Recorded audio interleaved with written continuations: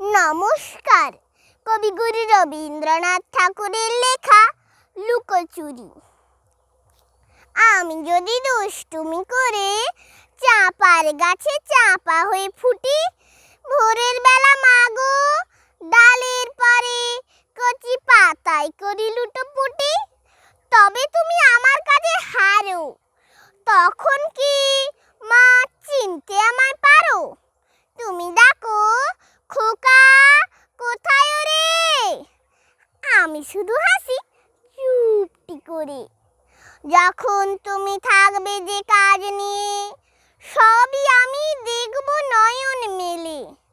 স্নানটি করে চাঁপার তলা দিয়ে আসবে তুমি পিঠেতে চুল ফেলে। এখান দিয়ে পুজোর ঘরে যাবে, দূরের থেকে ফুলের গন্ধ পাবে। তখন তুমি বুঝতে পারবে না সে তোমার খোকার গায়ের গন্ধ আসে। দুপুর বেলা মহাভারত হাতে বসবে তুমি সবার খাওয়া হলে। গাছের ছায়া ঘরের জানালাতে পড়বে এসে তোমার পিঠে কোলে। আমি আমার ছোট্ট ছায়াখানি দোলাবো তোর বইয়ের পরে আনি।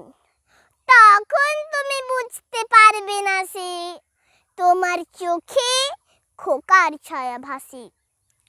সন্ধেবেলায় প্রদীপ খানি জেলে যখন তুমি যাবে গোয়াল ঘরে, তখন আমি ফুলের খেলা খেলে টুপ করে মা পড়ব ভুঁয়ে ঝরে। আবার আমি তোমার খোকা হব, গল্প বলো তোমায় গিয়ে কাবো।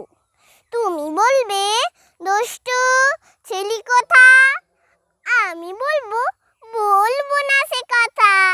নমস্কার।